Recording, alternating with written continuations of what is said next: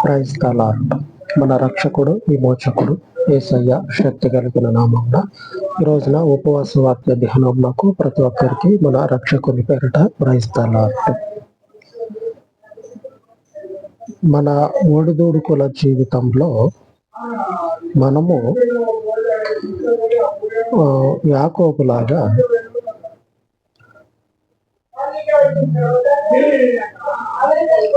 మంచి మనసు కలిగి దేవుని సన్నిధిలో మన యొక్క బుద్ధి, మన యొక్క స్వభావం ఎటువంటిదో ఒప్పుకోవాలి. ఉపవాసం ఉండి ప్రార్థన చేస్తా ఉన్నాం. ఉపవాసం ఉన్నప్పుడు ఇట్లాగా తలదించుకొని చాలా మంది ఉంటారు. అంటే ఉపవాసం రోజు తగ్గించుకొని ఉండాలా, ఇట్లాగ ఉండాలని చెప్పనని భౌతికంగా చాలా వరకు ఇటువంటి స్థితినే కలిగి ఉంటారు. కానీ దేవుడు అంటా ఉన్నాడు, తల దించుకోవద్దు. మీరు జమ్ములాగా, జమ్ము చెరువుల్లో కాలవల వెంబడి ఉంటా ఉంటది. జమ్ముని చూసినట్లయితే అది ఏలబడిపోయి ఉంటది. తల కిందకి వేసుకుంటే ఎట్లా ఉంటుందో అట్లాగా ఉంటుంది. అట్లాగా మీరు ఉపవాసం చేశారనుకోండి, అది సరైనది కాదు. ఆ దించుకునే స్వభావము భౌతికంగా తల దించుకోవటం కాకుండా హృదయాన్ని అనగా మనస్సుని, మన యొక్క ఒడిదుడుకుల జీవితంలో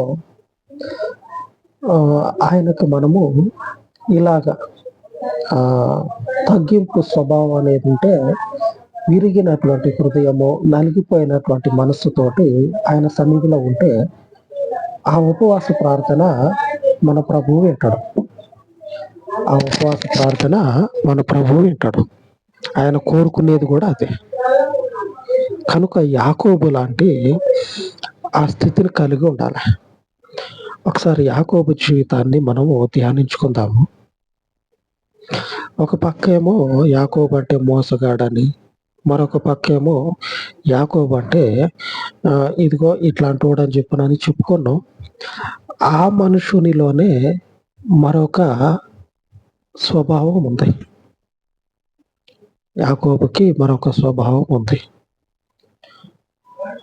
మనం ఒకసారి ఆలోచన చేయాలా, ఆ యాకోబు తల్లి అసలు ఎందుకు జ్యేష్ఠుడైనటువంటి ఏశావుకు దక్కాల్సినటువంటి ఆ దీవెనని యాకోబుకు దక్కేలాగా అక్కడ మార్చేసింది ఎందుకు? తెలిసి కూడా ఎందుకు చేసింది అట్లాగని ఆలోచన చేస్తే తర్వాత మనకు బోధపడుతుంది. ఏదో ఉండుంటుంది, బోధపడుతుంది. ఒకసారి యాకోబు జీవితాన్ని మనం చూద్దాం. ఆ మనుషుడు స్వభావము, ఆ మనుషుని యొక్క అంతరంగంలో ఎటువంటి హృదయం ఉన్నదో, దేవుని ఎడల ఎటువంటి స్వభావాన్ని కనపరుస్తాడో చూద్దాము. ఆదికాండము 32వ అధ్యాయము 10వ వచనం, నీవు నీ సేవకునికి చేసిన సమస్తమైన ఉపకారములకును సమస్త సత్యమునకును అపాత్రుడను. ఎట్లనగా నా చేతి కర్రతో మాత్రమే ఈ యోర్దాను దాటితిని, ఇప్పుడు నేను 2 గుంపులైతిని. బలమైనటువంటి ఒక మనుషునిగా యాకోబు దేవుని ముందు నిలబడతా ఉంటాం. బలమైన మనిషిగా, దేవుని ఆశీర్వాదం పొందుకొని బలమైన మనిషిగా దేవుని ముందు నిలబడి ఏమంటా ఉన్నాడంటే, నేను అపాత్రుడని, అంటే నేను యోగ్యుడిని కాదు, నేను నీ ముందు నిలబడేటువంటి నీతిమంతుడిని కాదు, అలాగనే నీవు చూపినటువంటి ఈ యొక్క కృపకి అర్హుడిని కాదు, అపాత్రుడిని, నేను పాత్రుడిని కాదు అని ఒప్పుకుంటా ఉండు. దేవుడు దీవించిన తర్వాత ఒక గొప్ప మనిషిగా అయిపోతే ఆ దరిదాపుల్లోకి పోయి ఆయననే ముట్టుకుందామని పోతేనే దగ్గరకు రానివ్వరు. ఎందుకంటే ఇప్పుడు గొప్పోడు అయిపోయాడు, ఇకేం రానిస్తాడు దగ్గరికి? రానివ్వడం. గొప్పగా హెచ్చించబడి రెండు గుంపులైపోయాడు. బలమైనటువంటి మనుషునిగా ఆశీర్వదించబడ్డాడు. ఆ మనుషుడు దేవుని సన్నిధిలో దేవునికి ప్రార్థిస్తా ఉన్నాడు. నేను అపాత్రుణ్ణి కదా, నువ్వు చూపినటువంటి ఈ యొక్క యోగ్యతకి అయోగ్యుడిని. నువ్వు నాకు యోగ్యునిగా ఎంచి ఈ స్థితిని ఇచ్చును, కానీ ఈ స్థితికి నేను యోగ్యుణ్ణి కాదు, అయోగ్యుణ్ణి అని ఒప్పుకుంటా ఉండు. దేవుని సన్నిధిలో తగ్గిపోవాలా. సహోదరులారా, సిస్టర్స్ అందరికీ దేవుని వాక్యం గురించి మరొక హెచ్చరిక చేస్తా ఉన్న, తగ్గిపోవాలా. ఉపవాసం చేసే నాడు తల ఒక్కటేగా దించుకోవాల్సింది. మన యొక్క హృదయాంతరంగాన్ని ఆయన సన్నిధిలో వెనుకటి రోజుల్లో జరిగిపోయినటువంటి తప్పులు మరొకసారి ముందేసుకొని నేను కూడా తెలిసి తెలియని వయసులో చేసినటువంటి తప్పుల్ని ఉపవాసం ఉన్నప్పుడు ఒప్పుకుంటా ఉంటా. తెలియని వయసులోనే. ఇప్పుడు ఇంకా తెలిసినప్పుడు కూడా మనుష్యుడు అనేటువంటి వాడు చేయక మానడు తప్పు. ఇప్పుడు మరీ నిశ్చయంగా ఆయన సన్నిధిలో ఆయన రక్తంలో పాపాలు కడిగేసుకోవాలి. ఆయన మనల్ని పుట్టించిందంటే ఆ ఆలోచనకి, ఆయన చూపినటువంటి కృపకి మనము ఏమి చేసినా సరే రుణం తీర్చుకోలేము. ఆమేన్. దేవుడు నాకు అది ఇలా ఇది ఇలా అనేటువంటి మాటలు పక్కకి పెడితే, అసలు ఆయన మనకు ఊపిరి పోసిండు. మట్టిని మనుషునిగా ఏర్పాటు చేసి ఆ మనుషునికి ఊపిరి పోసిండు. ఈ ఊపిరిని తీసుకున్నటువంటి మనము ఆయనకి ఏమి చేసినా తక్కువే. జీవితాన్ని ఇచ్చినటువంటి దేవునికి మనం ఏది చేసినా తక్కువే. ఈ జీవితాన్ని ఇచ్చినటువంటి దేవుని సన్నిధిలో నిలబడి నాకు అది లేదు ఇది లేదు అని చెప్పినాను అంటా ఉంటాం. మొదట మన యొక్క హృదయ స్థితిగతుల్ని ఆయన సన్నిధిలో ఒప్పుకోవాలి. మన యొక్క స్థితిగతులు ఎలాగున్నాయో, మనం ఎటువంటి వాళ్ళమో, ఎక్కడి నుంచి వచ్చినామో, మన పరిస్థితి ఏందో ఆయన సన్నిధిలో ఒప్పుకోవాలి. ఒప్పుకుంటా ఉన్నారా లేదా? ఖచ్చితంగా ఈ రోజు నుంచి ఆ పని చేయండి. ఒకనొక సమయంలో చేసినటువంటి తప్పులు ఏమైతే ఉన్నాయో, తెలిసి చేసినా సరే మనం పరిపూర్ణులం కాదు, పరిశుద్ధులం కాదు. ఎవరన్నా ఉంటే క్రీస్తు పరిశుద్ధుడు, ఆయనను అనుగ్రహించినటువంటి తండ్రి పరిశుద్ధుడు. వీరిలో నుంచి మనము పరిశుద్ధతను పుణికిపుచ్చుకోవాలి. ఆమేన్. అద్దంలో ఎలా కనపడతాం అలాగా వారికి ప్రతిరూపంగా మనం ఉండాలి.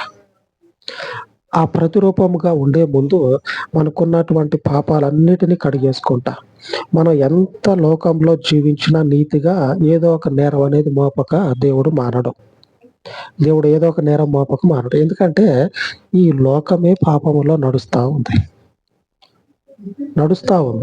ఈ పాపము లోకంలో ఉన్నప్పుడు క్రీస్తు రక్తంలో కడిగివేయబడతా ఉండాలి. కనుకనే ఏం చేస్తూ ఉండాలంటే, ఉపవాసించి చేసినటువంటి ప్రతిసారి కూడా ఒక అడుగు ముందుకేసి, ఒక 4 ఆలోచనలు, 4 మాటలు ఎక్కువ మనలో మనం మాట్లాడుకొని, 4 ఆలోచనలు ఎక్కువ చేసి, మనం ఒకప్పుడు తెలిసి తెలియక చేయనటువంటి పాపాలతో పాటుగా ఇంకా ఏదైతే మన మీద దోషం ఉన్నదో వాటిని అన్నిటినీ ఒప్పుకోవాలి. యాకోబు ఎందుకు అపాత్రుడు అని చెప్తా ఉన్నాడో తెలుసా? యాకోబు చేసినటువంటి పనిని ఒకసారి చూద్దాం. ఆదికాండము 27వ అధ్యాయము 12వ వచనం. ఆదికాండం 27:12వ వచనం. ఒకవేళ నా తండ్రి నన్ను తడవి చూచును, అప్పుడు నేను అతని దృష్టికి వంచకుడనుగా తోచిన ఎడల నా మీదికి శాపమే గాని ఆశీర్వాదము తెచ్చుకొననని చెప్పాను. అయినను అతని తల్లి, నా కుమారుడా, ఆ శాపము నా మీదకి వచ్చును గాక, నీవు నా మాట వినుసాలు అని వాళ్ళ తల్లి యాకోబుని బలవంతం చేస్తుంది. యాకోబు ఆ పని చేయటానికి భయపడతా ఉండం, చేసేది తప్పు కదా అని భయపడతా ఉండం.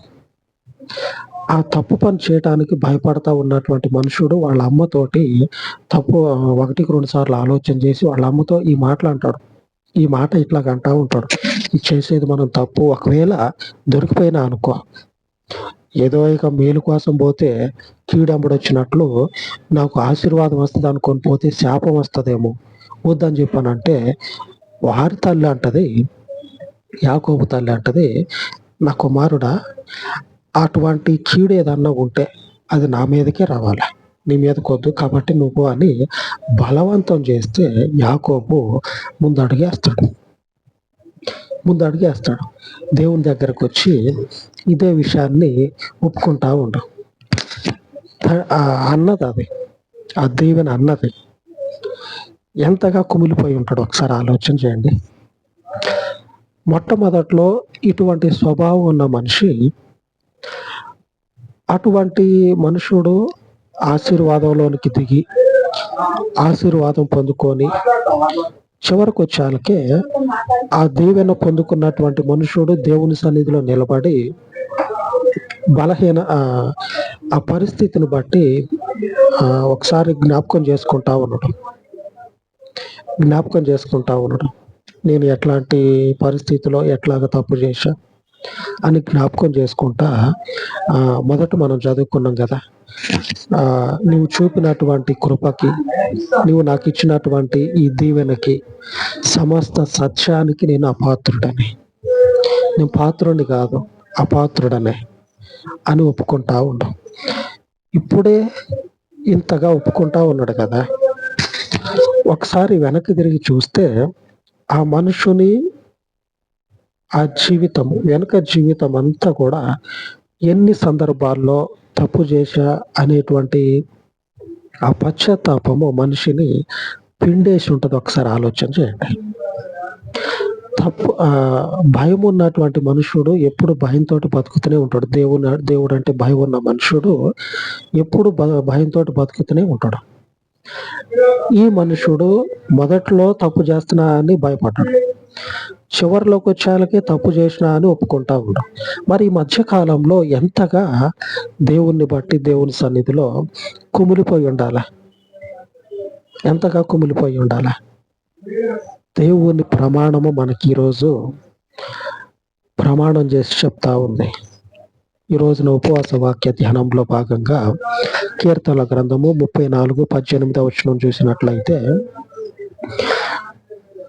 విరిగిన హృదయము గలవారికి యెహోవా ఆసన్నుడు. దేవుడు ఇటువంటి స్వభావం కలిగినటువంటి వాళ్ళు ఉంటారు చూడండి, వారికి దేవుడు ఏంటంటే ఆసన్నమవుతాడు, ప్రత్యక్షమవుతాడు.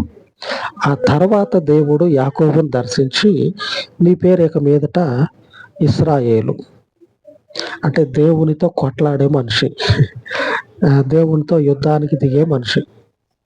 యుద్ధానికి దిగిండు, దేవుణ్ణి ఓడించిండు. ఆమేన్. దేవునికి స్తోత్రం కలుగును గాక. దేవుడు ఎల్లవేళలా మన హృదయాన్ని పరిశీలన చేసే దేవుడు. ఆ హృదయంలో దేవుని ఎడల భయము, అలాగనే పశ్చాత్తాపం కలిగి జీవించాల.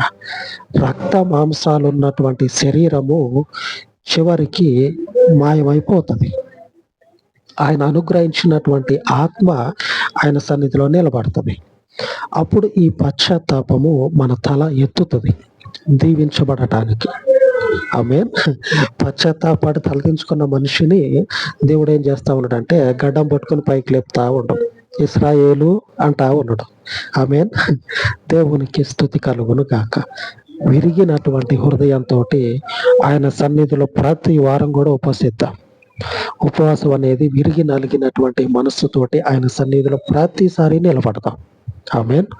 దేవుడు అలాగ మనలని సిద్ధపరచును గాక. అలాగ ప్రార్థించుకుందాం.